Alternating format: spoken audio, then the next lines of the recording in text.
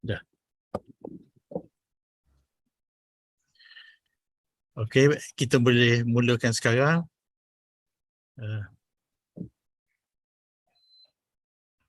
Bismillahirrahmanirrahim. Alhamdulillahirabbil alamin wassalatu wassalamu ala asyrafil anbiya'i wal mursalin wa ala alihi wa sahbihi ajma'in. Rabbi shrah li sadri wa yassir li amri wahlul 'uqdatam min lisani yafqahu qawli. Assalamualaikum warahmatullahi wabarakatuh. Selamat pagi dan selamat datang kepada semua yang hadir. Hari ini kita akan mengadakan ceramah kelima dalam siri ceramah anjuran ISTAC tentang manuskrip Melayu. Ceramah akan disampaikan dalam bahasa Inggeris. Sebelum kita mulakan ceramah, saya ingin menayangkan satu buku kamus lama yang tersimpan di perpustakaan ISTAC, dan ini merupakan suatu khazanah yang sepatutnya diketahui dan dikaji, sebab sejarah bahasa Melayu pada zaman dahulu banyak boleh dia kaji melalui kamus-kamus lama, dan kamus ini dia kumpulkan oleh seorang Inggeris, Inggeris, dan dicetak di Inggeris juga. Kita cuba lihat video tentang kamus ini. Dipersilakan.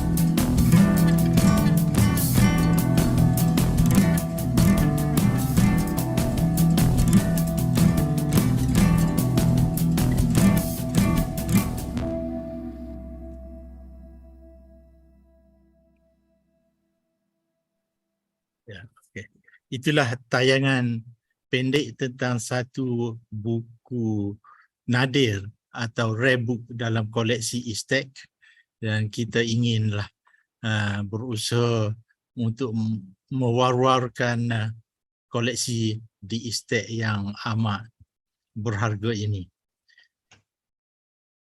So sekarang kita pergi kepada matlamat kita pada hari ini, iaitu ceramah manuskrip Melayu kelima.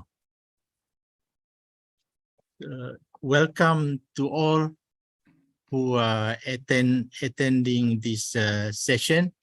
So this is the 5th session of the lecture on Malay Manuscript organized by ISTAC.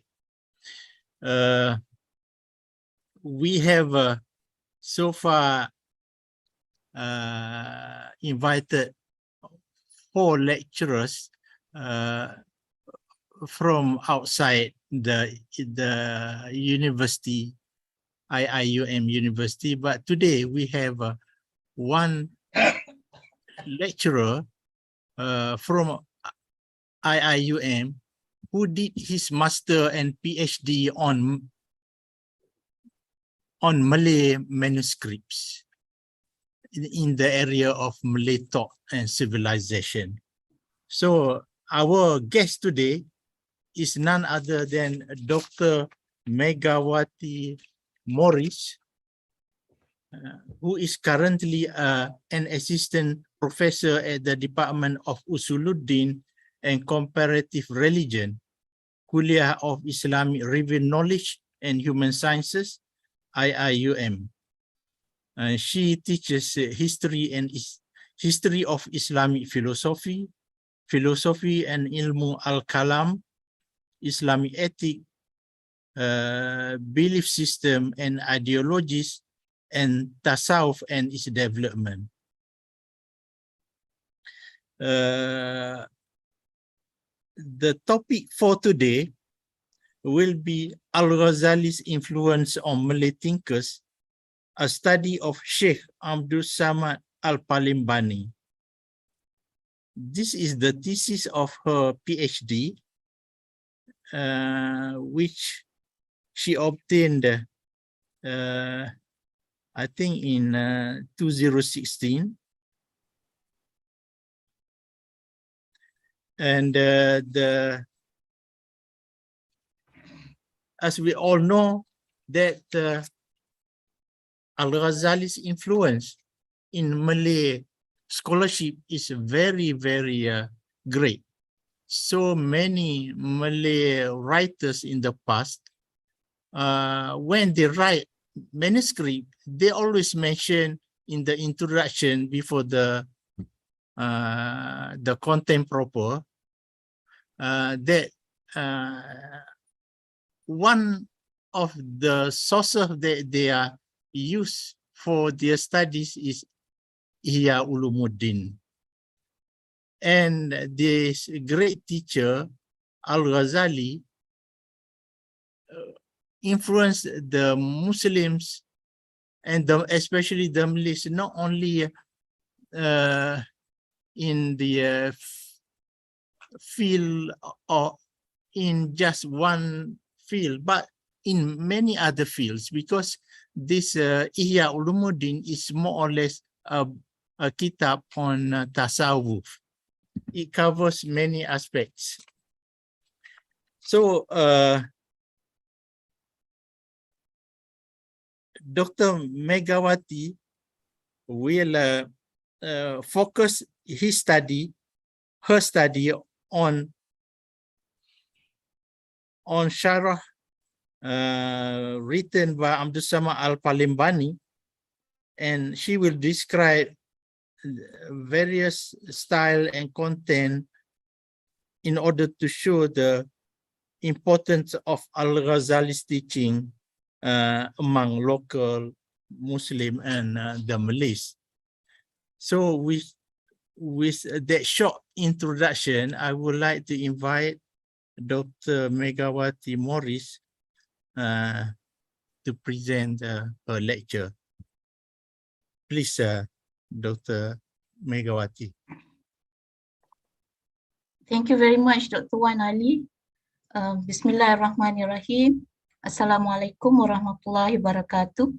First and foremost, I would like to thank the organizer of this Malay Manuscript lecture series, ISTAC, Persatuan Sejarah I saw, and also the Darul Hikmah Library, but especially to Dr. Wan Ali, who invited me to speak in this lecture series and also chose the topic for me to speak this morning.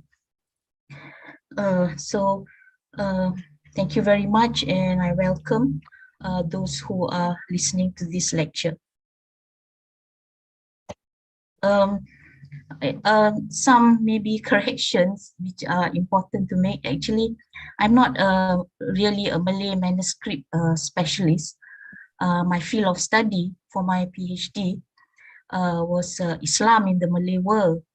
And basically, this lecture is extracted from my book, which was published in 2016, which was based on my PhD thesis, which I received in the 2007. And my master's really was, I specialized in Islamic philosophy, and I did on Mullah Sadra's doctrine of Asalatul Wujud, which was also published in, I think, 2003. All right, thank you very much. So I will start my lecture with this, with the slides.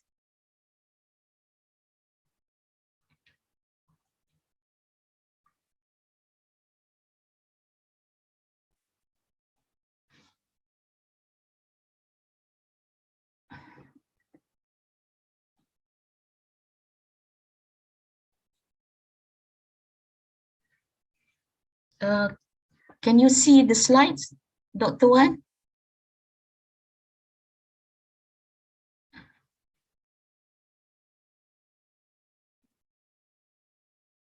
Can you see the slides? Yes, yes. All right, and you Okay. can hear me also? Yes, yes, yes. All right, thank you very much.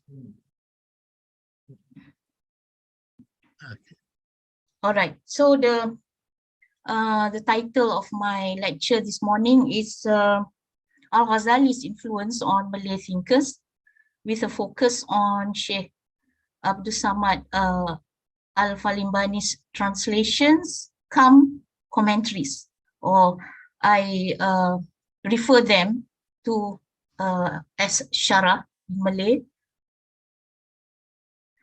All right, so we begin with the topic, which is the influence of Al-Ghazali in the Malay world. So here I'm just describing some of the manifestations, all right, of his influence.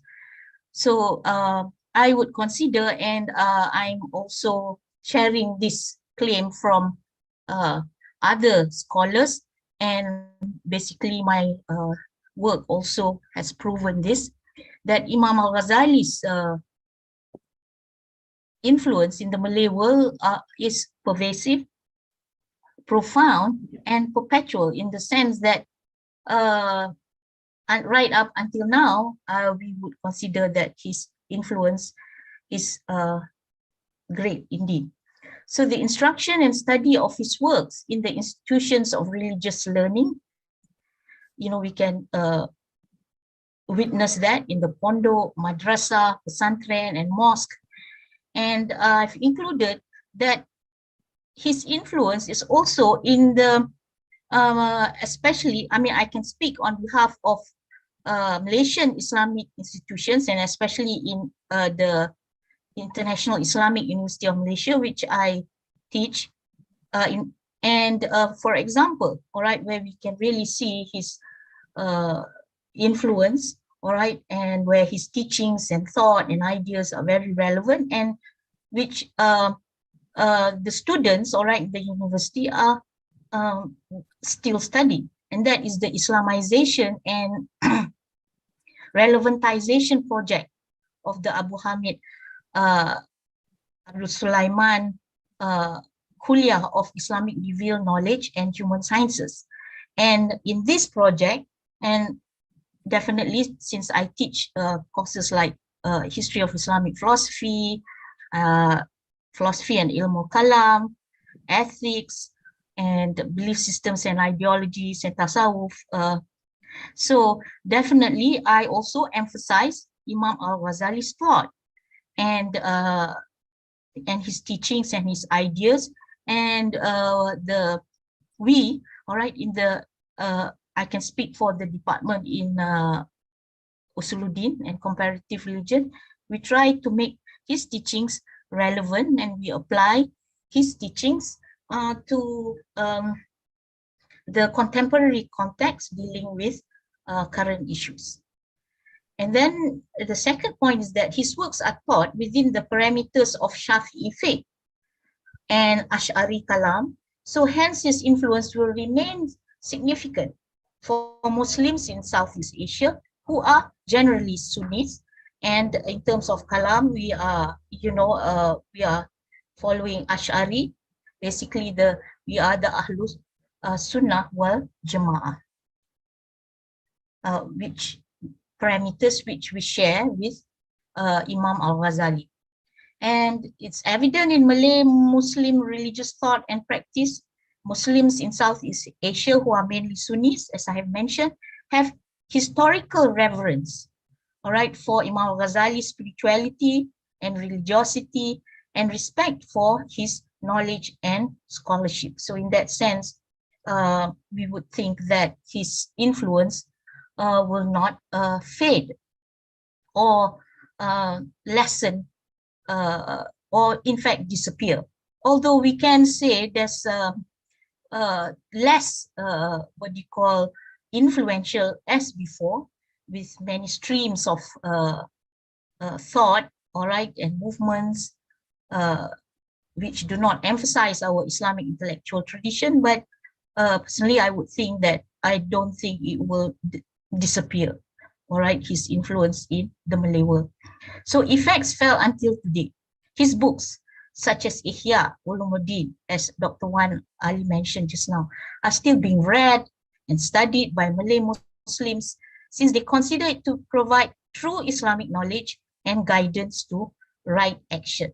And I think after I've completed my study on him, after completing the thesis, I realized that I can safely say that there's no book in there's no house, all right, a Malay Muslim house in Malaysia which does not, all right, have or possess a book which has Al-Ghazali's influence in it, even though they may not have the original Arabic books or the translated books in Malay language or other local languages, but they will have definitely books on religion, on Islam, which definitely, would have taken some ideas or were influenced, all right, the authors were influenced by Imam Al-Ghazali.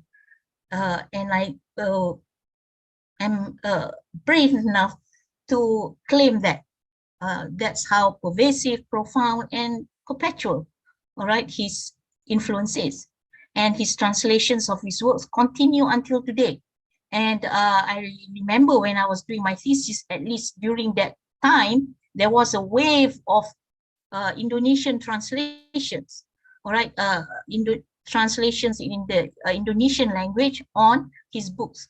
And they make it very small, compact, very readable, very they arranged it in a very simple and systematic way for general readership. So now we pose the question, all right, historically, what is the form of primary evidence of his influence? The answer is the translations, the terjemahan and commentaries or syarah of local scholars of his works into Malay Jawi. So basically, his influence began earlier, even from the beginning. We can say, and there have been studies and claims that it started from the beginning of the Islamization of the Malay archipelago in the 13th century, all right, with varying degrees of interest and intensity. But, all right,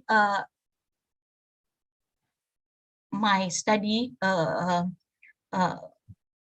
found that the 18th and 19th centuries, and of course, scholars, there were scholars who also claim this, and my study also showed that the 18th and 19th centuries was the summit, all right, the peak of Al-Ghazali's influence in Malay Islamic intellectual history. How did we come to this conclusion is because of the number of the translations and the commentaries, all right, that were available, that were published at least in manuscript or in either in manuscript or in published form. And this Syarah, all right, you would say they range from literal translations, all right, to commentaries, Syarah, and to original compositions. As I go along in the lecture, you will understand what these various terms mean, all right? Okay, so these writings in manuscript are found in Library of the University of Leiden, National Library of Jakarta, Balai Pameran Islam Sultan Haji Hassan Al-Bolkiah, Brunei Darussalam, Museum Kesenian Islam Malaysia, Kuala Lumpur, and Pusat Manuskrip Melayu, Perpustakaan Negara Malaysia, Kuala Lumpur. The largest collection, all right, there is a very important study, and this was very recent in 2021 by Nur Afika and Engku Ibrahim, and they published it. They did a very comprehensive study on this, the Syekh Abd Palimbani's Cyrus Salikin, all right, and the largest collection of manuscripts, all right, is found in the Pusat Manuskrip Melayu, the Perpustakaan Negara Malaysia, Kuala Lumpur, with a total of 48 copies, 9 complete and 39 incomplete. And these figures are compiled from the collection of catalogues from 1987 to 2018. In my presentation, I will give a short description of the style and content of 6 of this genre of important and well-known works, focusing on Syekh Abdul Samad al-Palimbani's translations, commentaries. All right, this term, I would just like to mention here, this term translations, commentaries, basically, I think I borrowed it. I can't exactly remember, but I think it was Peter Riddell who used this term. All right, because you can't say it's just a translation, because it also contains commentaries, all right, of the authors, and as we will see, which Syekh Abdul Samad Palimbani's writing, all right, on the Cyrus Salikin, basically like the author M. Khatib Kuzwain, an Indonesian author who did the first study, all right, of comprehensive study of the thought and ideas of Syekh Abdul Samad al-Palimbani. He said that it's an original composition, in fact, all right, you can consider it in a composition, not just a translation or commentary. So anyway, the aims of this lecture to show which teachings of Al-Ghazali's Malay scholar, which teachings of Al-Ghazali Malay scholars transmitted to local Muslims who mostly did not understand Arabic. And that's basically the basic purpose of these works, because the Malays did not understand Arabic.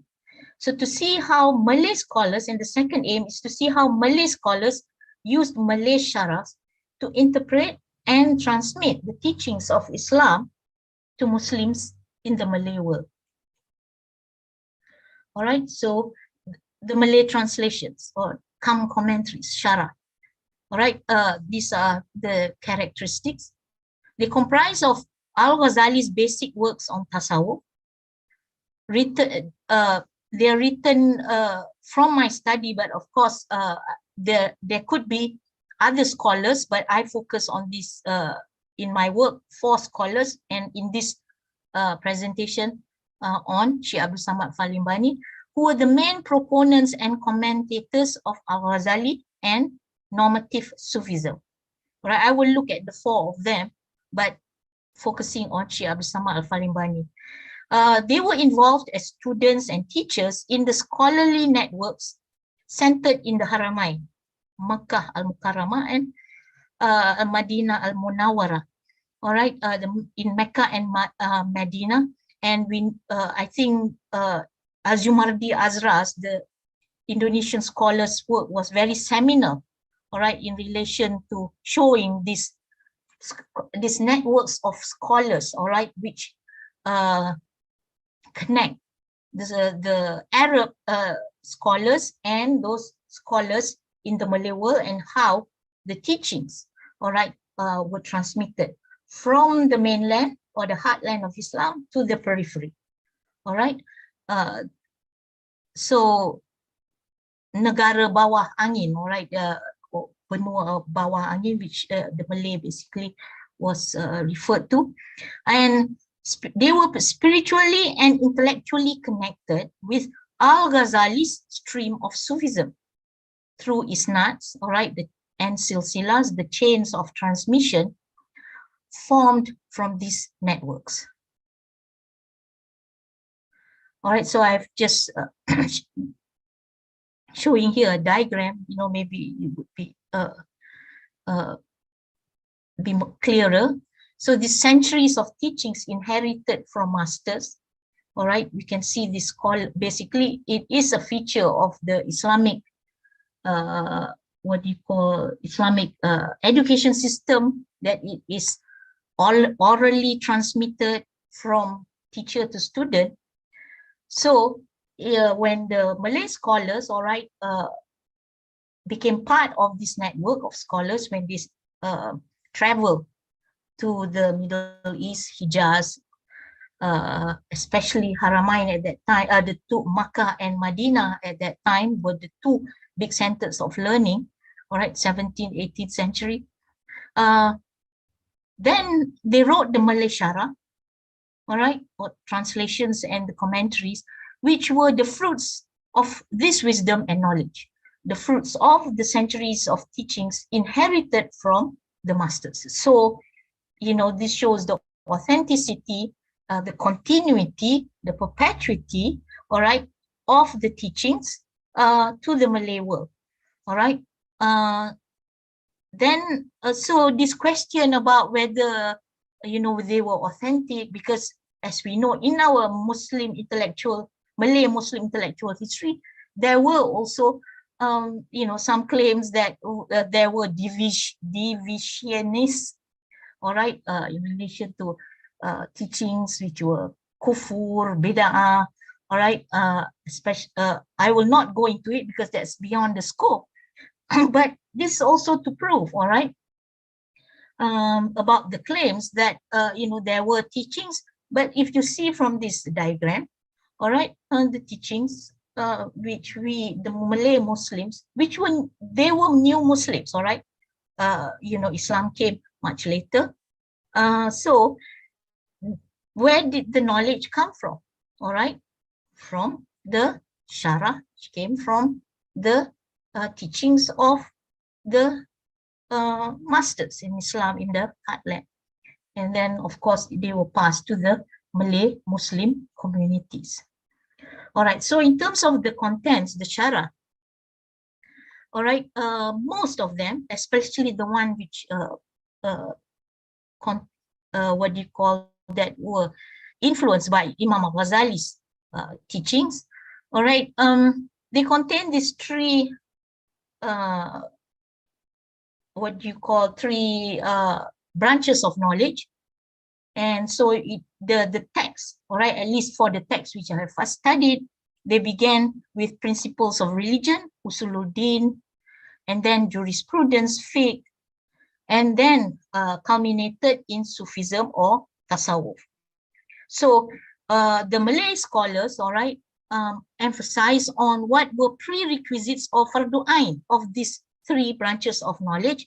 And as we can see from the diagram, that it starts from, you know, knowing the basics of our faith, our aqidah, and then going higher. And so the nobler and highest level, which is Sufism or Tasawwuf. And for the scholars, all right, in this tradition, followed by also the Malay Islamic intellectual tradition, the reason for this kind of knowledge is najat, all right, salvation, if I may translate it into English, or ma'rifah, all right, divine knowledge or knowledge of God, all right, ma'rifah. And this knowledge is considered ilm an-nafi, all right, ilmu yang manfaat, all right. So they focus on this. So what are the texts? They are definitely for beginners, all right, the ones that have been translated or and commented upon. They are grounded in the Sharia, divine law.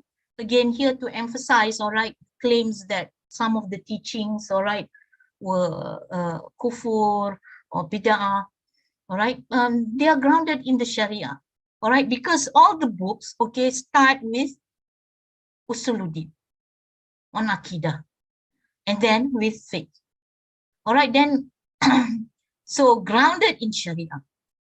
Then Fardu Ain in Usuluddin, fiqh, and Tasawwuf. That's basically the contents.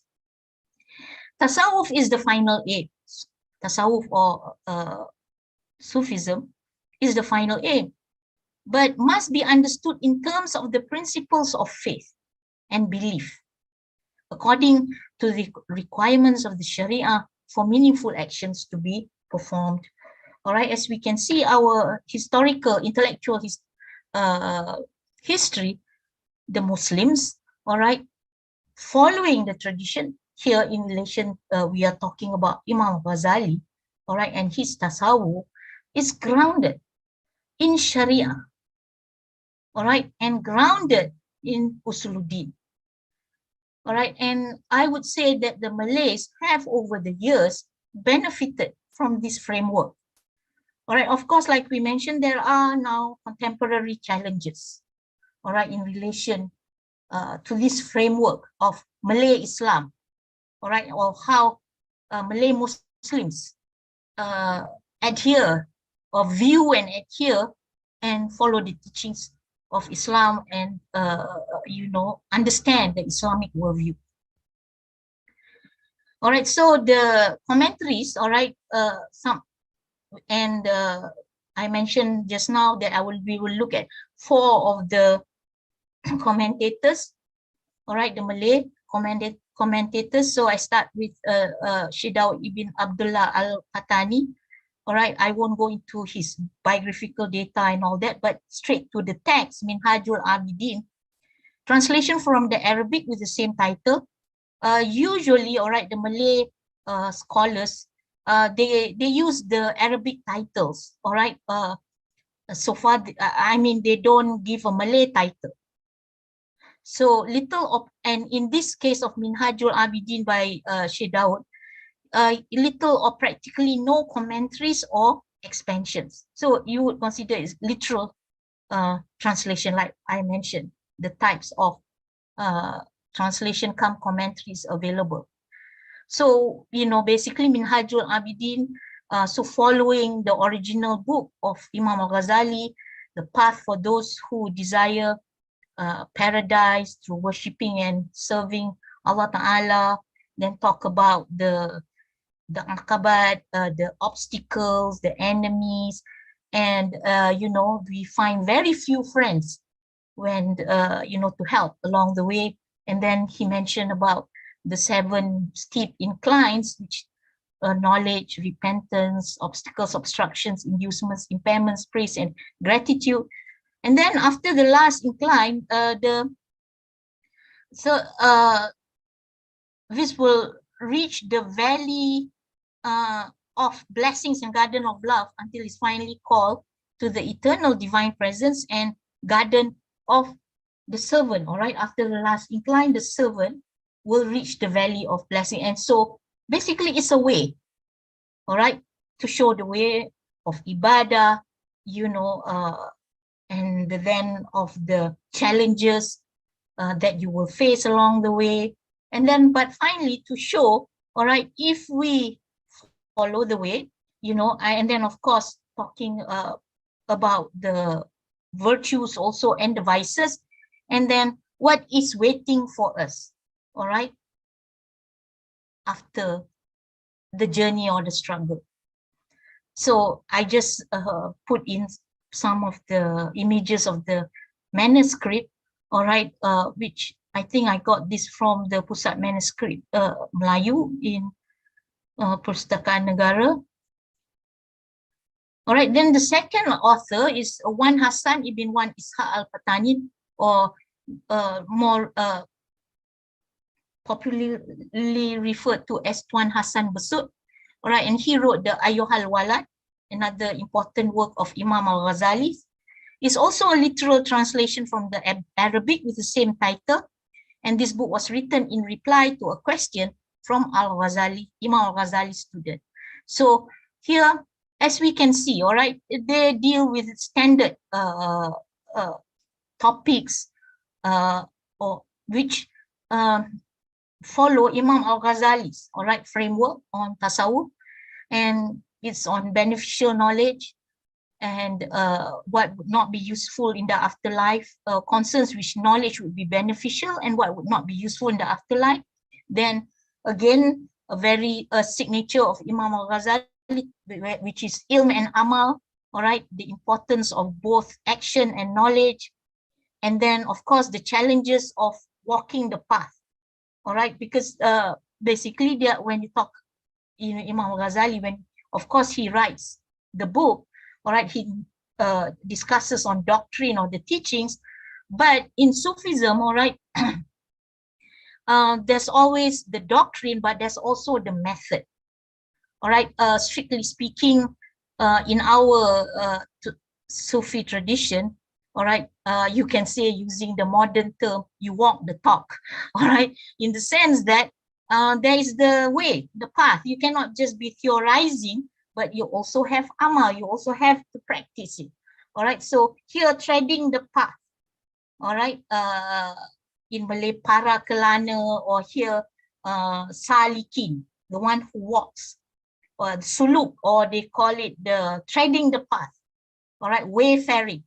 So the challenges, of course, the mujahada, from the lust of the soul, struggle, you have to struggle against the our animal desires, and the method is through discipline, riyada, all right, and this also is one of the books of Imam Al-Ghazali in his Ihya. Then sets the conditions necessary for travelers on the path, the salik, para salik. And the direct knowledge attained only by the spiritual path. All right, this is also Imam Ghazali's view of knowledge, that he, you can, you know, there's the levels of knowledge, the acquired knowledge, al-im al-husuli, but there's also the al-im al-huduri, all right, the presential knowledge, or this direct knowledge, al-im al-laduni. There are terms which are used, all right, or they say ilmu mukashafa, all right. Of course, in this text, they did not deal with ilmu mukashafa, ilmu al-mukashafa, because Imam Al-Ghazali said in his Ihya also, he does not deal with that. But of course, that is the ultimate aim. All right, so direct knowledge attained only, so they are saying, all right, that you can get direct knowledge only if you travel the spiritual path. Then the third scholar, Abdul Samad Muhammad Saleh Ibn Muhammad Saleh Al-Jawi Al-Kalantani, Tuan Tabal, all right, he wrote the Munabih Al-Ghafilin. Is loose translation of extracts from the Ihya Ulumuddin. All right, when I read the text, I say, is this a translation? Because it's very loose. All right, he did not mention the sources like all the other, Shaykh Abd al-Palimbani mentioned all the sources, all right, in his Siyar Salikin, Hidayat to Salikin. But basically, it's a loose translation of extract from Ihya Ulumuddin. and parts of the book of the remembrance, all right, Dhikrul Maut, Wama Ba'dahu, and the afterlife, book on repentance, Tawbah, book of fear, Khawf wal Raja. And then also is extracts from Masharikul Anwar, an important tasawwuf text for beginners by Abdul Wahab Ash-Sharani, another very influential Sufi scholar, all right, from the Egypt, okay, which had great influence on Malay scholars, especially Sheikh Daud Al-Fatani, but also here Tuan Tabal and also Palimbani. He does not mention explicitly his sources. He has a sound grasp of the teachings and translated them in elegant language and reproduced faithfully in a simple and comprehensible style. I think the late Arwah, rahimahullah,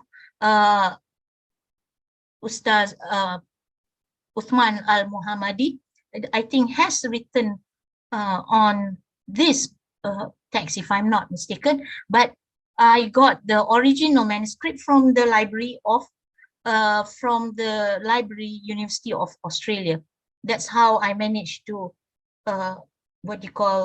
trace the sources, because if you read from some books, the sources were not exactly the same. So what about the contents? What is required before death and time close to death, and then talk about the Sakratul Maut, on the states of the dead and of those who love God. All right, then his other book is Minhatul Qarib. His translation come commentary of parts of Al-Ghazali's Bidayatul Hidayah, Minhajul Abidin and the Ihya, and Abdul Wahab Ash-Sharani's book Al-Bahr Al-Mawrud fil Mawathiq wal Uhud and Syarah Wasiyah Matbuliyah. All right, so begins on the excellence of knowledge. Again here, you know, Imam Al-Ghazali, just like in the Ihya, also starts with the Kitabul Ilm. So first section on the, and then on the Aqidah, right?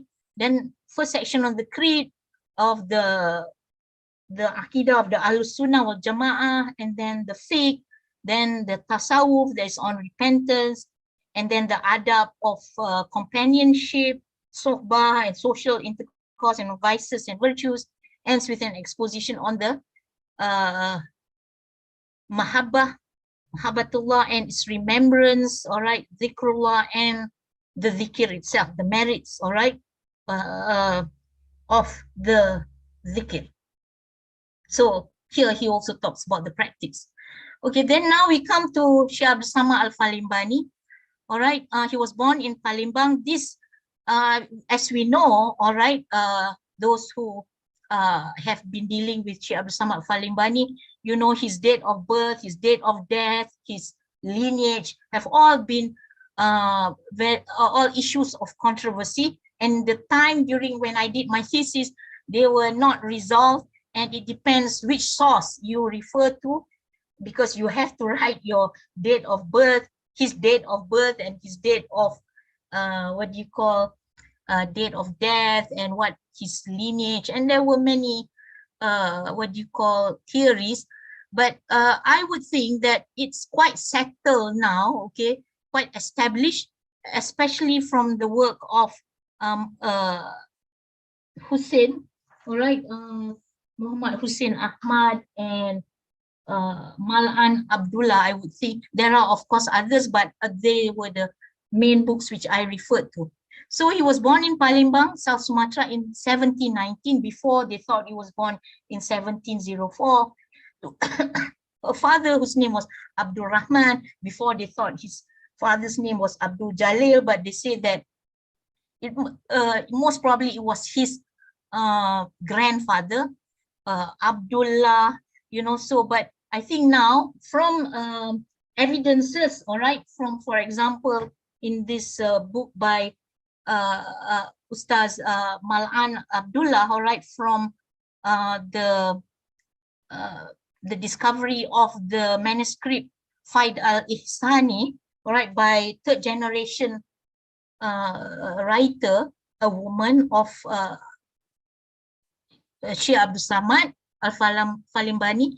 I think we can clearly establish that he was born in 1719, and his father was Abdul Rahman, who was most likely a religious scholar, and his lineage was from Sana'a, all right, from Yemen, and of course, Palimbang woman. But apparently, all right, they say that he is not a Sayyid. Before we thought he was a member of Sada of the Yemen, but actually they say they have at least, all right, Dr. Hussein says that he's not a Sayyid, and most likely acquired his early education in Palimbang, Aceh and Patani as common practice at that time. He was sent to further his studies in the Haramain. He also widely traveled Zabit in Yemen, Cairo in Egypt, and Damascus in Syria. Oh, okay, I did not, this is not what do you call finalized, but it's all right. So some of his famous teachers were Sulaiman al-Kurdi, and his Sufi Sheikh, you would say, Muhammad ibn Abdul Karim as-Samani, who gave him the Khilafah, all right, to become the Khalifa of the Samaniya Tariqah in the Malay world. And then, okay, this is not the final version, I'm very sorry, but anyway, he was the first Malay scholar to be included in the Arabic Biographical Dictionary. All right, this was a claim by Azumardi Azra, and also Dr. Azumardi Azra and Dr. Hussein, what do you call Dr. Hussein? Sorry, Mama, Hussein Ahmad. All right, the Al-Tarajim. And so I just mentioned here, I think his student, Abdurrahman Al-Ahdal, whom Shaykh Abdul Samad al-Palimbani studied, all right, if I'm not mistaken, his father or his grandfather, and they were a religious family in Yemen, in Zabit, and he wrote in one of the dictionary, all right, the biographical dictionary, if I'm not mistaken, title An-Nafsul Yamani, and here the translation is, he considered the entry, all right, in the dictionary was the very learned friend of God, referring to Shaykh Abd Samad al-Palimbani, the deeply understanding and pious notable of Islam, a productive ulama, and one of the masters of many fields. All right, so a very esteemed scholar with very high credentials and reputation. All right. Okay, like I mentioned, okay, this one was not final. I did not save the final one. So anyway, he's considered to be one of the most productive Malay authors and learned, all right, one of the most learned scholars, all right, or Sufi, one of the most learned Malay Sufi scholars in its intellectual history. That one I was quoting the famous Dutch scholar of Islam, the Malay world, Martin van Brennissen. Well, like I mentioned, okay, I'm very sorry, this is not updated. I didn't save the updated one. And I think, if I'm not mistaken, Malan Abdullah wrote that he wrote 23 works, but Dr. Hussein said that he wrote 18, but it ranged from Tasawwuf, Fiqh, Ilmu Kalam, Mutawhid, on Marifah, on and also the very important subject, but which we cannot deal with here, about jihad. All right, so because the next point is that he participated in the battle between the Muslims of Kedah Patani and the Buddhist forces of Siam, all right, because they invaded, all right, Kedah, the Siamese, and he participated, all right, and that's how they established his date of death after that battle. okay, which in 1839, it seems he participated in that battle and died, and was considered a shahid.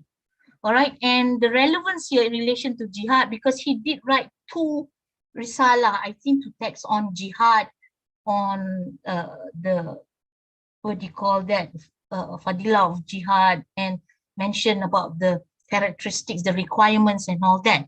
All right, so basically, and he died in Songkla, or in one of the parts, and his many people ziarah his makam. All right, so because they have discovered his makam, and they also ziarah. All right, make ziarah, because as we have no time to mention here. All right, he said to have karamat. All right, so anyway, so Abdul Samad al-Palimbani, Hidayatul Salikin, all right, translation from the Bidayatul Hidayah, Ihya Ulumuddin, Minhajul Abidin, Kitab Al-Arba'in fi Usuluddin. So basically this text, all right, which the Bidayatul Hidayah for Imam Al-Ghazali, Ihya, all right, this text basically are which Syekh Abdul Samad Palimbani considered to be the mubtadi or elementary level, and like, for example, Arba'in is intermediate. But in relation to Ihya, there are books, some books which are elementary, some are mutawasit, intermediate, and some are the mubtadi, muntahi, which is the advanced. So for example, like Kitab Tawhid, what Tawakkul would be advanced. All right, so, and then he mentioned works of Abdul Samad. In this book also, work of the sources are work of Abdul Samad's guide and teacher, Syekh Muhammad bin Abdul Karim As-Samad, on the teachings and practices of the Samaniyah order. So as we mentioned, tasawwuf is both doctrine and practice. All right, so Syekh Abdul Samad Palimbani, especially in his Syarah, he also include the practices of the Samaniyah Tariqah, of which he is the Khalifah in the Malay world, and he has initiated many of his students into the Tariqah. Then it contains the Mukaddimah, 7 chapters, and then the epilogue, the Hatimah. Then of course talks again about knowledge, which brings taqwa, takut akan Allah Ta'ala, beneficial knowledge for this world and the hereafter. All right, Nafi, and then as we mentioned, the Aqidah of the Al-Sunnah wal Jama'ah, and then he talks about the expositions on ilm, and then the practice, which is the dhikr, and he also mentioned the methods of the Samaniyah Tariqah. All right, so then continuation, works by Sayyids and Sufi scholars from Hadramaut. So even though it's a translation of this Hidayatul Salikin is Imam Al-Ghazali's work of Bidayatul Hidayah, but he also include works of the Sayyids from Hadramaut, such as Sayyid Abdullah bin Alawi Al-Haddad, all right, the famous Sufi saint of Arabia, then Sayyid Abdul Qadir Al-Aidarus, as authentic commentators which lend support to Al-Ghazali's teachings and for their local popularity and recognition. All right, so my understanding, all right, how I would view, why did he include all this? All right, because basically they were from the Alawi. All right, they were Ba-Alawi Tariqah, but that means they were also Sayyid, and that was one reason why the contemporary scholars say maybe he could be also a Sayyid, sharing that lineage. But I mean, my own conclusion is that he wanted to lend support to Al-Ghazali's teachings in the Malay world, all right, because this Sayyids from the Hadramaut, as you know, that they came earlier to the Malay world, all right, and basically they were the what do you call, the missionary or the pendakwah, which transmitted were spread Islam to the Malay world, and they were popular and they were acknowledged, all right, to be good Muslims, all right. So that's why I would think he included all this because of also the historical and religious and spiritual connection, all right, between the early Malay Muslims and the people in Hadramaut, Yaman. So it talks about outward piety, ibadah yang zahir, then talking about ibadah inward piety, ibadat yang dalam hati. Then of course you talk about ibadah yang dalam hati, it goes to the purification of the soul, all right, tazkiyatun nafs from the vices, the 10 vices maksiyah yang batin, anger, marah, dengki, kasih akan kemegahan, all right, and then of course mention the 10 virtues, the munjiat, all right, which for example is taubat, sabar, love, all right, kasih akan Allah Ta'ala. All right, so this one sample of the Hidayatus Salikin, the manuscript. Okay.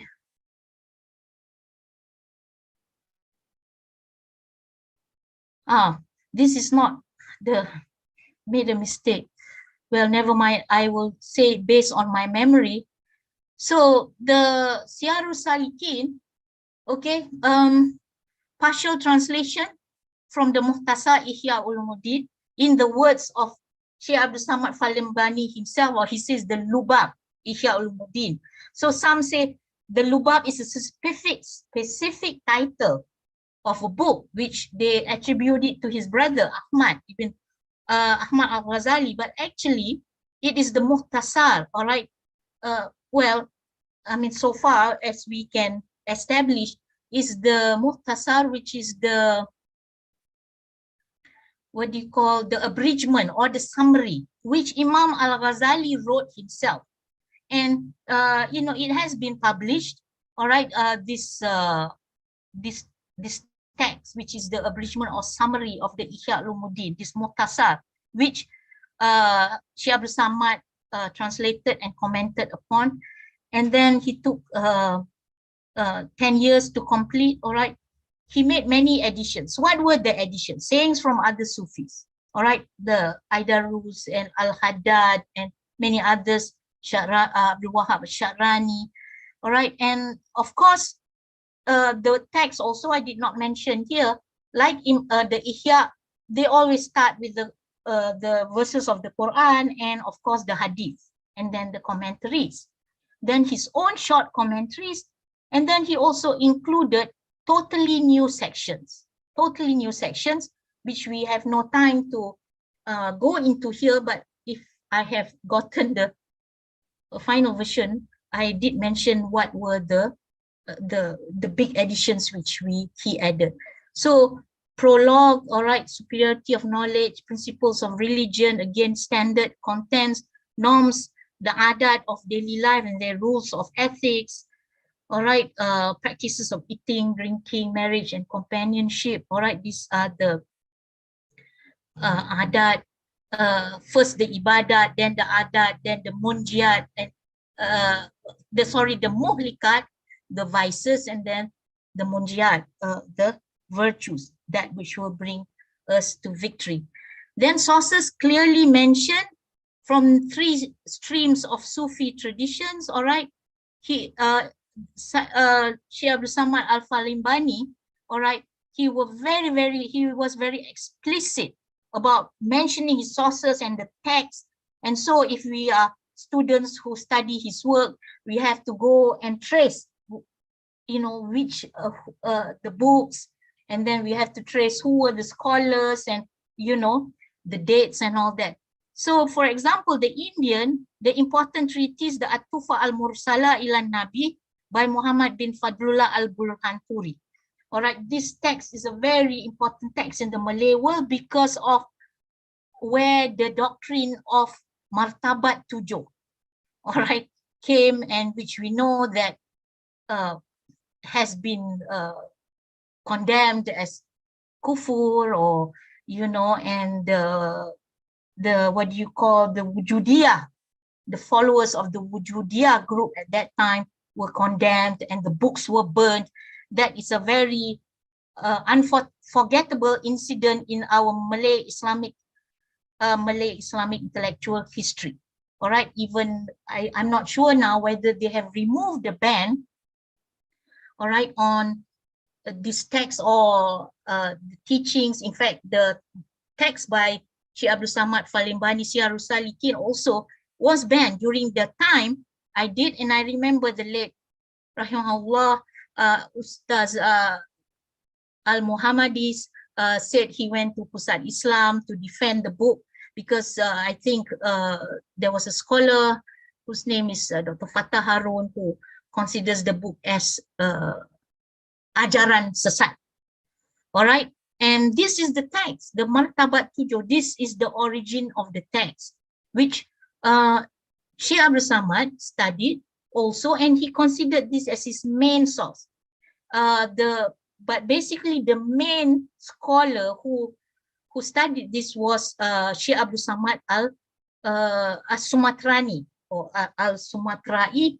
All right, so as we can see, a text which was considered as ajaran sesat is in one of our great authentic Malay scholars' works, and he could fit in the Ihya Ulumuddin, which is one of the greatest normative, all right, books on Islam and basically Sufism.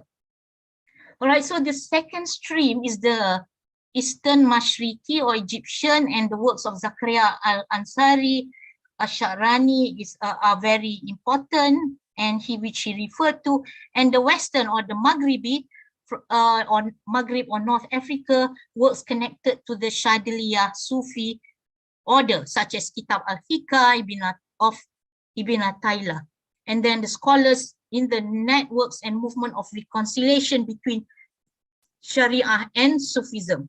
All right, so because he was part of this network of scholars, and according to the scholars, especially Dr. Azumardi Azra, who wrote extensively on this, he said that that network of scholars was their movement or their attempt was to reconcile between Sharia and Sufism, Tasawwuf. All right, that was the reconciliation, and as we saw, okay, and that it also happened in the Malay world by our Malay Muslim scholars, one of which was Shaykh Abd al-Palimbani. All right, and basically this is one way of reconciling, all right, using Imam Al-Ghazali, but putting in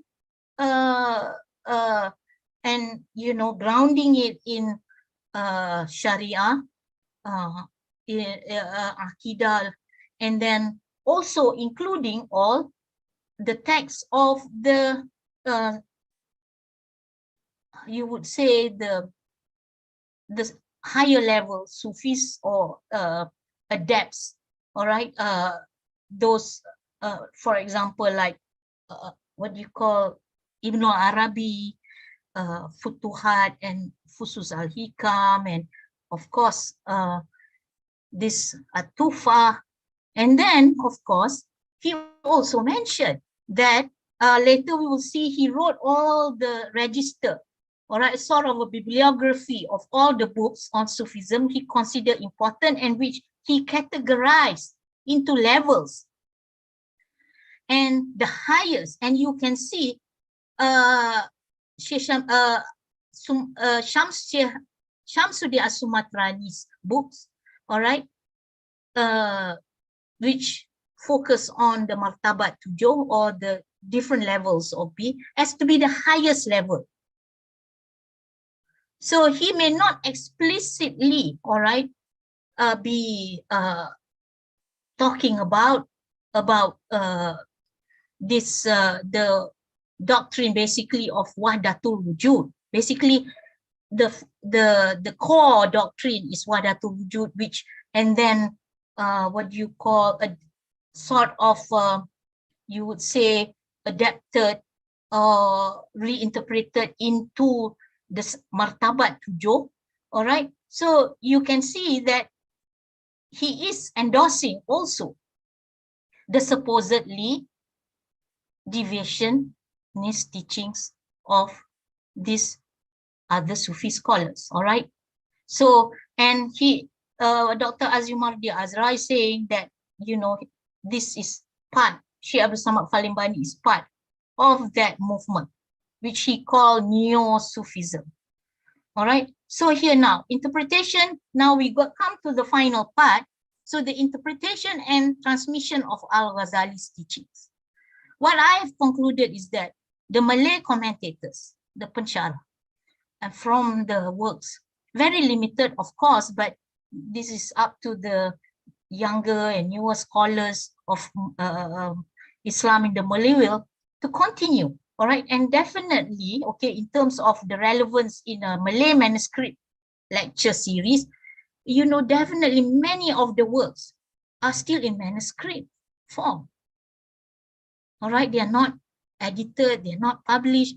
And so, you know, this is a big, what you call endeavor for Muslim, young Muslim Malay, or not, in fact, scholars of Islam in the Malay world to study, all right, these works which are very important. Okay, and here we found, okay, that they are basically the Malay commentators were creative interpreters and transmitters.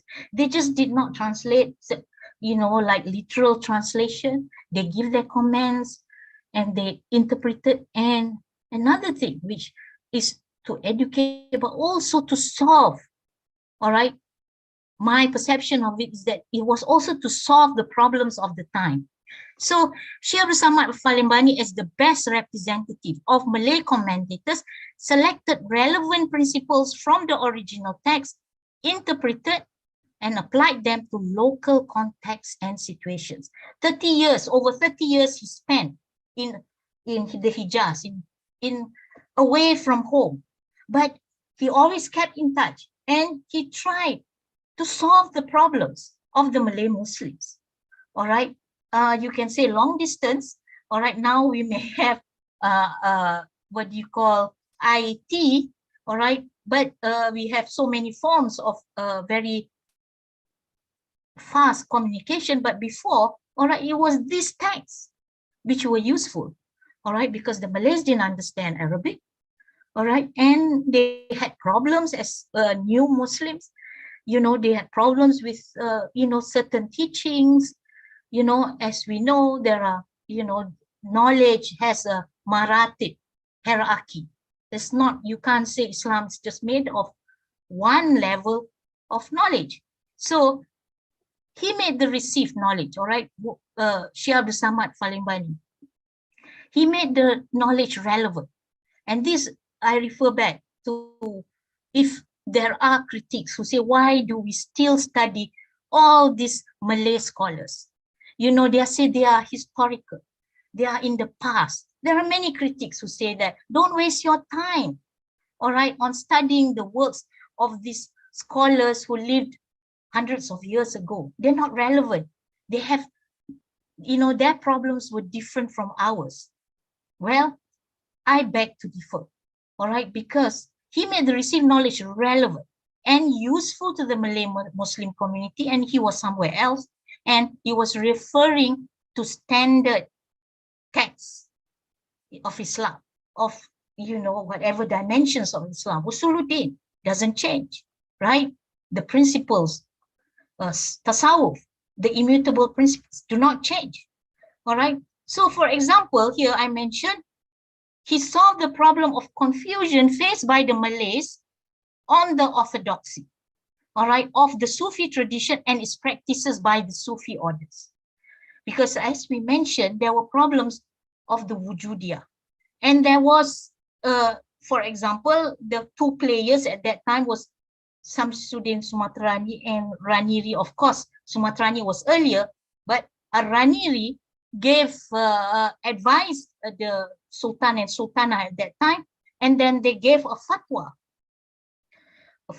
that the works of the Wujudia, which included our great Malay scholar of Hamzah Fansuri, Sumatrani, all right, of Kufur.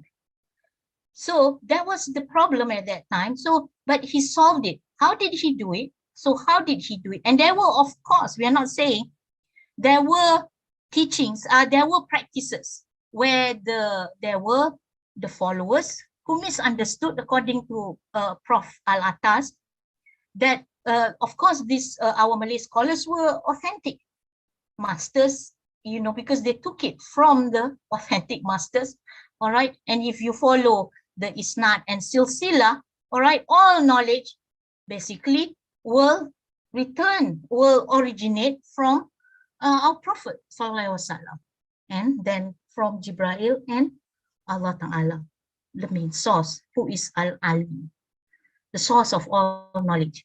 So, so this is, so according to Al-Atas, they were just, you know, they misunderstood, misinterpreted, and some of the practices were basically were not what do you call normative or orthodox. Like they didn't do the salat because there's the level of the Shariat, tarikat and hakikat or ma'rifat, all right. And some of them, they did not do their Sharia, but they were saying that because they have gone to the highest level of ma'rifah, all right, or they have already achieved hakikat, they don't need to do the 5 prayers. So Ar-Raniri at that time, being the Mufti, of course, was concerned. All right, so, but that is a separate topic that we have to do. But Shaykh Abd al-Palimbani, he contributed to solving this problem. He pointed to Al-Ghazali's works as the measure of orthodoxy. All right, so Imam Ghazali, the orthodoxy, meaning the correctness of the religious doctrine and belief, all right, that's basically you would try, this is the meaning of orthodox, and meaning the people of the Sunnah, people who follow the Prophet, and all the members are the Ahlus Sunnah wal Jama'ah, the consensus. So he points to the Imam Al-Ghazali, and then to the Hadrami scholars who have historically exerted influence on the Malays. They brought Islam to the Malay world. One of the agents, all right, of what do you call conversion. And then he classified, how did he do it? He classified the science of Tasawwuf into 3 levels, which means that its various teachings are appropriate for different levels. So this is how he explained, because there are people who do not understand. They are at the low level, they read the highest level of books. They have no teachers, they misinterpret. And he says that which means, and then he listed down the important available works, about more than 100. I think about 110, all right, Dr. Hussein mentioned 100 titles according to qualification for each level in the hierarchy. All right, so then basically this is how he says that, you know, he solved the problem. Okay, it is not that our scholars who teach, all right, in terms of the Wujudia scholars are wrong. All right, it is basically you have to categorize. Just like in any disciplines or sciences, you have to categorize the elementary, the intermediate, and the advanced. So, and then he says, these are the 100 titles. You know, read that. Okay, Bidayatul Hidayah, which is the translation of the Hidayatul Saliki. That's the lowest level. If you are new, read that book. Okay, then the Ibn Atailas Shadiliyah, who is a Shadili, what do you call, Sheikh, all right, read, this is intermediate. Then, well, if you think you are already at the advanced level, then read your Murtabat Tujuh, Shamsuddin As-Sumatrani's book besides. What do you call, Ibn Arabi. But of course, okay, and that's where you get into trouble. All right, so he has certain positions. He says you cannot expose these books to all the Muslims. You must have teachers, you must have guidance when you read all these books, all right, which is very normative in an education system. So, and he says in order to determine, and yes, and this would be our conclusion in the sense that he must have to determine and categorize these books for each stage of study. He must have read them. He must have been well versed for him to say this is this level, and he must have read the whole. He must have had deep understanding of Al-Ghazali's teachings and all the other scholars. And, you know, if you read his scholarship, he has hundreds of teachers, and he has many teachers, and he read with them hundreds of books.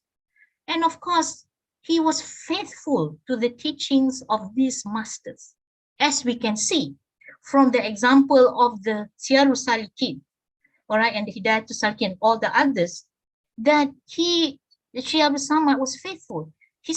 He maintained, all right, the framework of the Ihya, the 40 books, the parts, the contents, basically. Also, he followed the general topics. What he included was the sayings, the views, the interpretation of Sufi scholars who came after Al-Ghazali, all right, and then his own, all right, and that was when he put in some of his own views which were relevant to what the Malays were facing at that time. For example, this register of 100 books, categorizing. He also included the 7 levels of the soul, and then he included Martabat Tujuh also. Okay, in the part on the Kitab At-Tawhid wa Tawakkul. All right, you see, so how creative he is. But for you to be creative, you must be very well grounded. You must be so knowledgeable that he could fit in the 7 levels of being, the Martabat Tujuh, into Imam Al-Ghazali's book on Kitab At-Tawhid. Therefore, there's no deviation. There's no, what do you call, it is not something which is strange, all right, or foreign to the framework of Tawhid. So therefore, he is faithful to his teachings. He didn't add, this is his interpretation, and the fact that he could fit in, all right, into the framework of Imam Al-Ghazali's Ihya Ulumuddin, which is considered, all right, one of the greatest works in Islam, which is, accepted, generally accepted by most Muslims. Of course, there were also exceptions, but generally, all right. So, and then the complete framework. So his book is complete because he also included metaphysical teachings, which is that Martabat Tujuh, talking about the levels of the divine reality or of wujud. Okay, how we can view or study, all right, the reality, ultimate reality, Allah Ta'ala, from different levels, all right. And then, so for me, it's a complete framework, metaphysical, theological, legal, ethical, all right. He covered all that. And then was orthodox and normative. Ahlus Sunnah wal Jama'ah through and through. So now, to conclude, problems faced by Malay Muslims 300 years ago remain relevant and important today. Aren't we still discussing about the different viewpoints, different movements, all the polemics that's going on, especially on social media about the different trends of thought. Say, we can, like him, respond creatively and draw from our Islamic intellectual tradition to solve present issues. For example, those related to worldviews, modern ideologies, secularism, all right, modernism, issues on the environment, corruption, and other social and ethical issues. Just apply those principles, all right? And you can use the text, our turas, to solve modern and contemporary problems, all right? Our heritage is not irrelevant, that we are just putting it in the library, putting it in, closed doors, or putting humidifiers and aircon, making them cold so that they're not eaten by the bookworms, those silkworms or what, and not to be, revived, to be studied again, revivication. And that's basically what Imam Al-Ghazali says, right? To revive the Ulumuddin. We have to do our own revivication also, revive. And I believe that ISTAC is one of the most important, all right, players, contributors to this, because they have a rich collection of manuscripts, which we can study. By interpreting and applying relevant principles derived from original works in the past to local context, contemporary Muslim scholars are able not only to instruct and educate, but to address issues and solve religious and intellectual problems of the day as well. So in this way, they can continue to make the received knowledge relevant and useful to the present Muslim community. Wallahu a'lam. Thank you very much. So,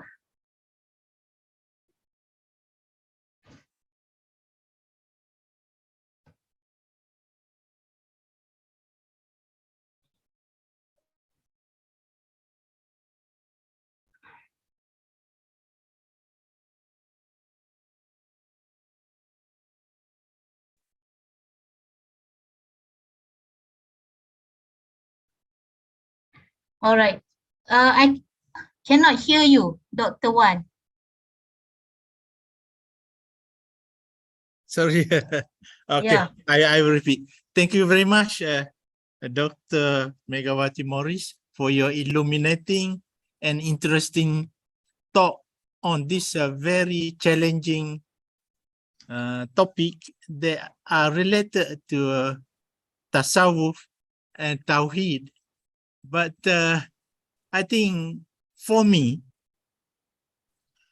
I get new information that one is that we, as Dr. Megawati said, we should appreciate the existence of manuscript or old kitab that are kept in libraries and museums. We cannot let them be there without us looking at it, because, for example, Syarah by the Muslim authors in the past, they are trying to help the Malays during that period, and maybe relevant to our period, how to interpret, how to classify Islamic knowledge.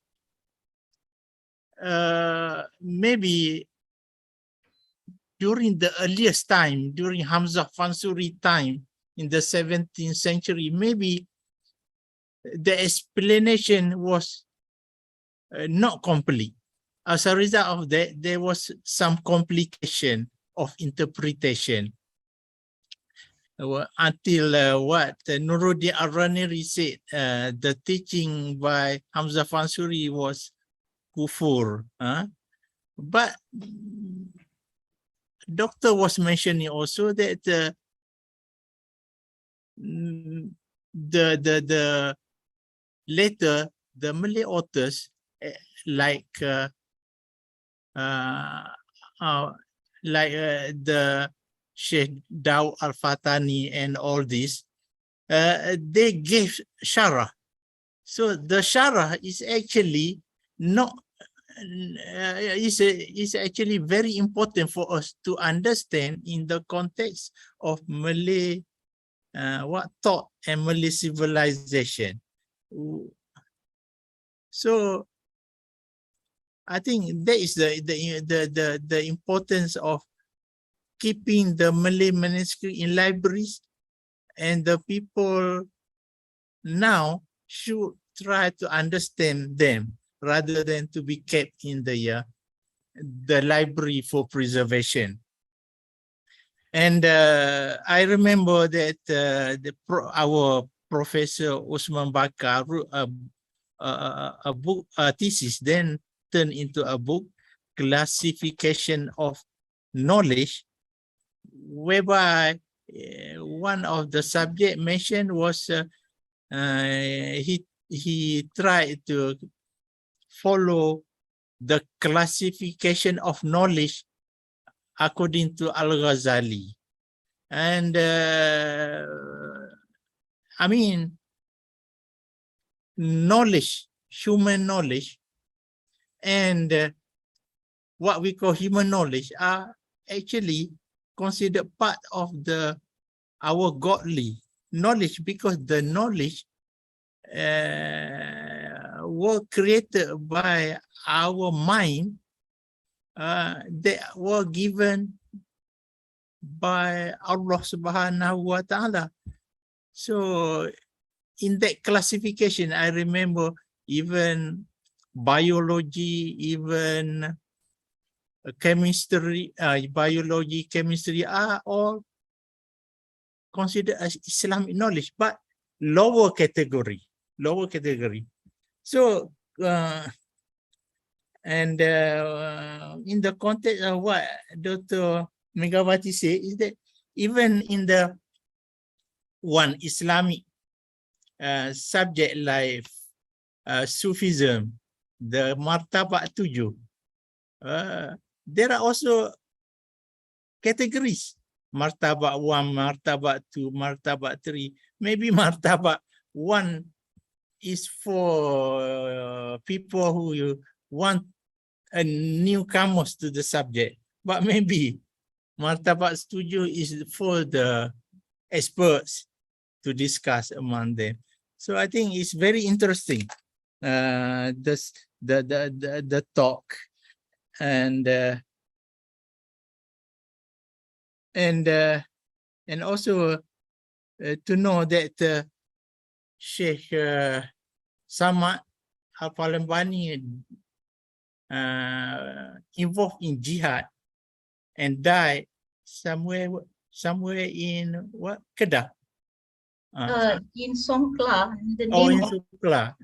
Yeah, that means he is not just an author and ulama sitting down in his house, but he fights. He fights for Muslims in this part of the world. So I think it's very interesting, and for me, it's more like my conclusion to the lecture. Anyhow, I guess there is one or two questions by audience.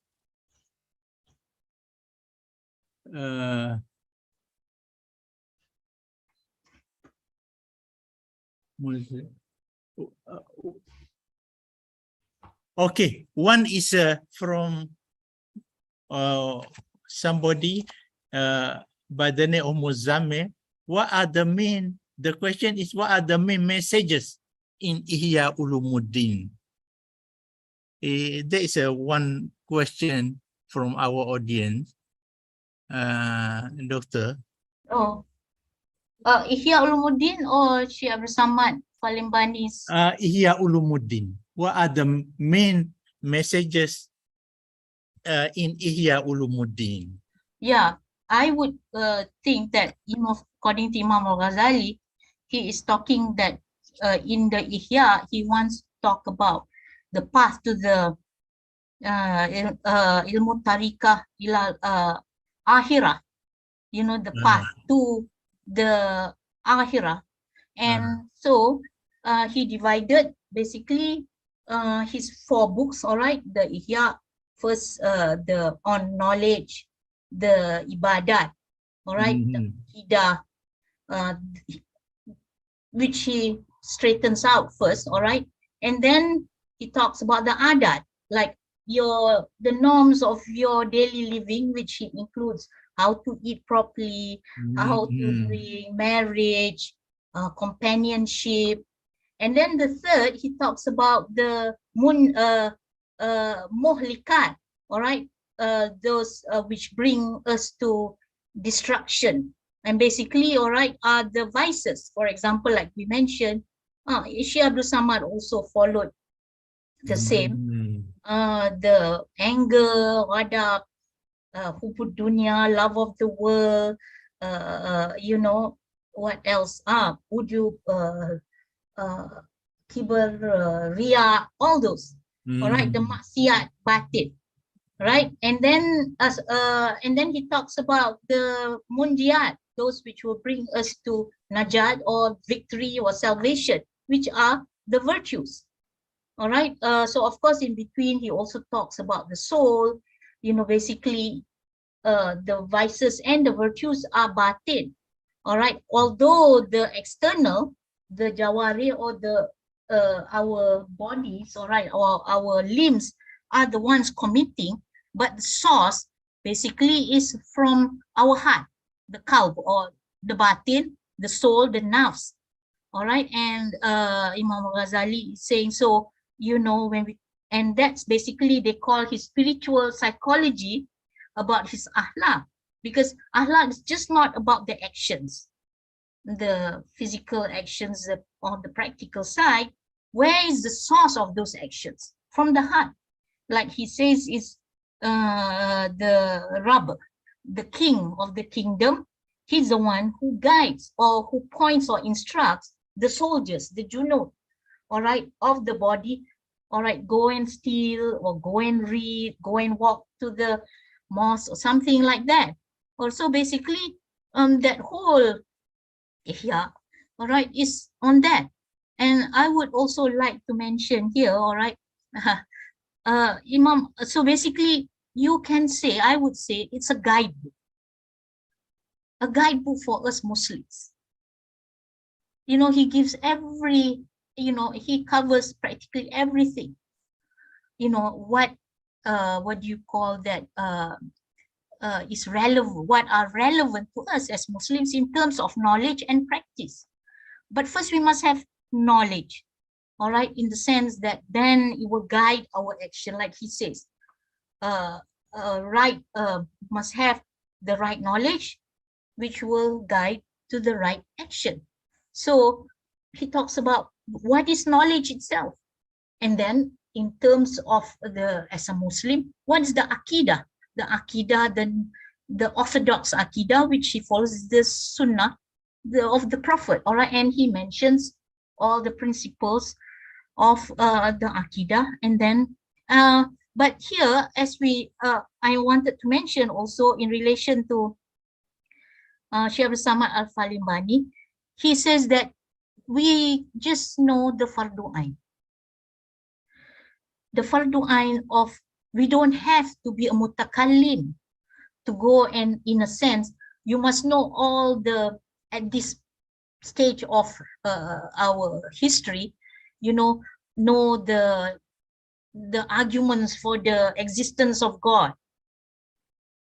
He says we just know the prerequisites, the fardu ain of faith, the tahara, all the psalm, the fasting, the prerequisites. We are not fuqaha. And the problem, I would think, all right, nowadays, I think, I can to a certain extent, based on my observation, the problem is that we are all trying to be fuqaha and mutakallimun.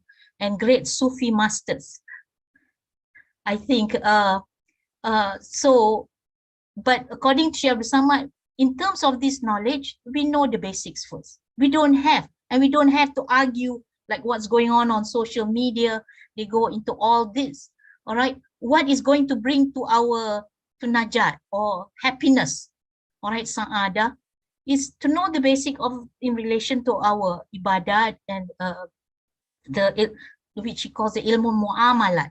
All right, and then what he emphasized, all right, of course, for Imam Al-Ghazali is the heart science, ilmu hati, or ilmu qalb, the heart, and which, of course, is how not to be bad, how not to be evil, how to be virtuous, how to be good, how to be kind, how not to take money, how not to be corrupt, how to be honest, how to earn an honest living, all right, how to be ethical, how to speak properly to people. All these are covered in terms of the adab or the etiquette. That's why, you know, in UIA, Imam Al-Ghazali is one of those ethical thinkers, and his works that we study. You know, you have to go back to akhlaq, ilmu akhlaq, all right, which a lot of us forget because we want, you know, we focus on the fardu kifayah of the other sciences. Yes, if I hope that you allow me to speak a little bit more, Dr. Wan. I forgot to mention, which I should. All right, I did my PhD thesis with Prof. Osman Bakar, and basically because you mentioned about the classification of knowledge, which is very important also in Shaykh Abd al-Palimbani's works, but I had no time, all right, and because you mentioned that Prof. Osman talked about classification, and which is very important, which is the classification of knowledge, and he used Imam Al-Ghazali's, Al-Farabi, and Qutbuddin Shirazi's classification. This classification, like you say, is based on the very significant, all right, point is that the nature of the world is hierarchical. Yes, yes. Based on maratib. I think that's what Prof. Osman, and I got that also, that very important, very significant point in his work, that, you know, and that's the nature that everything has levels. Yes, yes. Levels, right? Yes. Yes. So, and basically, sure, and that is nature of things.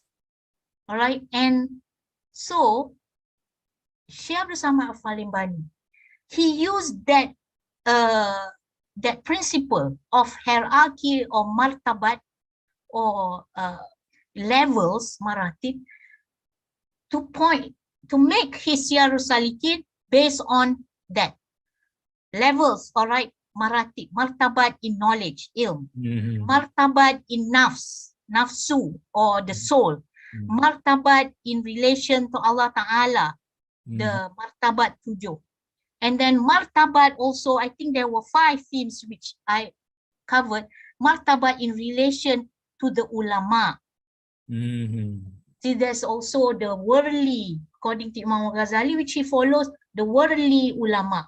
And then he talks about the real, all right, the ulama, which he calls them the Sufi or the muhakkikun, right? So he also put them in different levels. So, and finally, he summed up his book that it is not only theoretical. He says that, okay, you can do that, but he also gives the method. For example, Imam Al-Ghazali, kitab Al-Awrad wal Azkar, all right, which in Shaykh Abd also, he mentioned about the dhikrullah. What are the methods?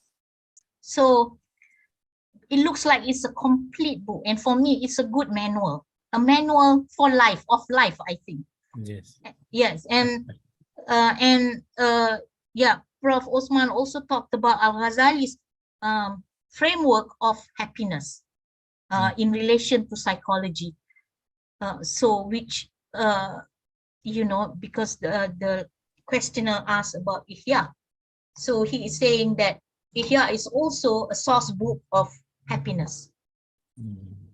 So I hope I answered the questioner's question. Yes, I think it's the answer is very clear, and that because I from time to time read this classification on knowledge by book by Prof. Osman, and so it is now very clear that in knowledge, even in Sufism, there is some levels. Sometimes people probably jump to the highest level without having proper grounding with the lower level. Then they are stuck with a problem, intellectual problem. So, Doctor, I have another question. Maybe this question has been more or less mentioned earlier, but I need to read the question. One is why Malay authors were so influenced by Ihya Ulumuddin. The last one is why Syarah by Malay authors were considered as title of its own or as independent kitab. Two questions. Maybe shall I repeat? Yes. The first one, why Malay authors were so influenced by Ihya Ulumuddin? All right. Yes. I think it was already answered in the lecture, right? Yes. When I talked about Imam Al-Ghazali's influence.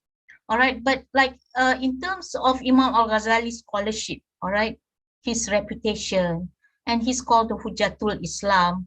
Okay, definitely, all right, the Ihya is one of the most influential books because, as I mentioned, in terms of the contents itself, and then also, but those are in relation to Imam Al-Ghazali as a scholar and in terms of his thought and his books. But there are also external factors because he mentioned maybe he wants to know why Malay. According to Dr. Azumardi Azra, the reason is because that the Malays were part of this network of scholars, Jaringan Ulama. He says basically in the 17th started earlier, but very became very, what do you call, extensive in the 17th century, where he says the Malay scholars, okay, travel there to seek knowledge, especially in the Mecca and Medina at that time were two big centers of learning. And that's where, all right, all the scholars you can say were all gathered there and they studied with the great masters. But of course, they also traveled to some parts, Yemen, Cairo and all that. But at that time was concentrated there. And so these were the scholars who have the isnad, the chains of transmission, isnad and silsila to the great masters. For example, like Sumatrani, I mean, one you would consider one of the scholars like would study under Ibrahim Al-Qurani, for example, who was basically, you know, if you follow the isnad in terms of Sufism, they go back to Imam Al-Ghazali. And then this scholarly networks, also network of scholars, according to Azumardi Azra, also had the isnad of hadith, which were also going back, because that is our Islamic tradition, must have the isnad, the unbroken chain, which goes back to, for example, the masters of hadith. And so according to him, he says that that was the time there was this movement wanted to reconcile Sufism and hadith, for example, or the Sharia together. And so the Malays were part of this. So they were they were also in the chain of transmission. So that's another influence, because in the network of scholars, their main chain goes back to Imam Al-Ghazali in terms of tasawwuf. In terms of hadith also, and of course he mentioned about our own historical what do you call, affiliation to the da'is, all right, of the Hadramaut, of those who travel from there, okay, to India, for example, and then to the Malay world. And then, of course, in terms of in Palembang, the Hadrami married into royal families, you know, and that's how we have all these Alatas, Asakaf, you know, those what do you call, families from these parts of the world. And because also, why Al-Ghazali? Like I mentioned just now, because of the parameters. Imam Al-Ghazali Shafi'i in terms of faith, and in terms of kalam, Ash'ari. So then we follow Imam Al-Ghazali, because Al-Ghazali was the Sufi, was, you would say, the middle stream, the normative. He is not, for example, like Ibn Arabi or Jalaluddin Rumi, right? So it's not only in relation to his writings, his books, in terms of his scholarship, but also in terms of these historical or external factors which made, all right, Imam Al-Ghazali very influential and attractive to the Malay Syarah. And then I think the second question was, he mentioned, why did I say that they were original compositions? Yes. Why Syarah? Why Syarah by Malay authors were considered as a title of its own? I'm not sure exactly what is the meaning of that question. As a title of its own? Why Syarah say say kitab written by Abdul Samad, yes, is as Syarah of Ihya Ulumuddin. But why we consider Syarah as a kitab on its own? From what I understand. Oh, okay. Like I mentioned just now, okay, if I can answer him, because the translations and the, in English they call, the scholars say, translation come commentaries, because this translations, all right, the terjemahan is not like literal translations only. Some of them are like Minhajul Abidin, very little you know, changes, or Ayyuhal Walad, all right, just translation.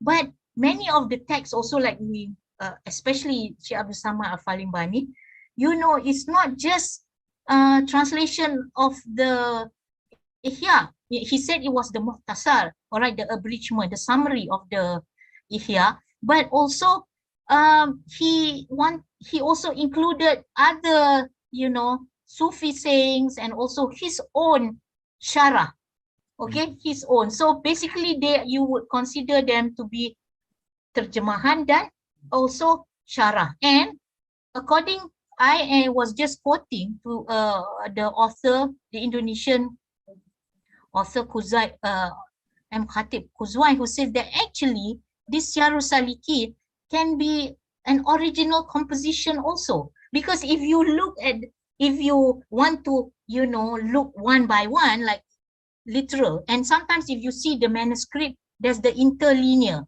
okay, the words in black and then the translation in red. Yes, that one is word for word, like the harfiah. It's not. Definitely, you can say it is not a literal translation at all. It's not. What happened to all the other things which Shaykh Abd Samad included? So basically, you can say that is also his Syarah, and you can mention also that it's basically very different from the original book. So according to Dr. Kuzwai, he says that you know, you can even say that it's an original composition. If, for example, you did not trace the book to the original author, then you read, oh, it's like an original composition. But of course, our authors consider it as terjemahan. They did say that, because he says, and the purpose was to for the Malays who did not understand Arabic. So I think that's how I would. So there are different, in terms when you talk about terjemahan dan syarah, I think we just have to qualify. You know, it's not straightforward terjemahan, it's not straightforward syarah, some of the text. And I mentioned like Munabihul Ghafili, you know, Tuan Tabal make the translation very loose. He didn't even mention, you know, the sources, except for some. He said he quote from this, quote from that. So you would consider that an original also, wouldn't you? And the title is very different, which because he took it from different books. Okay. All right. Okay, Doctor. I think Yes. maybe I had to stop it now because Yes. what we planned earlier was 1.5 hours, but now our session continue almost 2 hours, and I don't want to stop the discussion and the questionnaire, whatever, because this is about knowledge, and we are interested to know in more detail about knowledge that are written by our forefathers on Islam, on Islamic knowledge. So thank you very much, Doctor, for giving us a very important and illuminating discussion. And personally, I feel I have gained a lot from your explanation about these topics. In fact, we can talk a little bit more, because recently I happened to read a thesis by an Indonesian student who studied tasawuf kitab written in Pagan, written in Jawi, but using Sundanese script, Sundanese language. It is about the akhlaq, the teaching of akhlaq that we can derive from Ihya Ulumuddin. But so much we can discuss, but time is limited. So thank you very much. Yeah. So on behalf of ISTAC, on behalf of our audience, I would like to express our appreciation and thanks to Dr. Megawati Moris, also from IIUM, for her cooperation and illuminating lecture on this subject. And I hope we will keep in touch from time to time, because her field, Islamic thought and Malay manuscript, is almost very closely related. It's very closely related, and we can get benefit from her experience. So with that, I would like to conclude the lecture session, and I hope we can have a chance in the future for another talk or whatever, in order to illuminate this very interesting subject. So thank you very much again, Dr. Megawati Moris.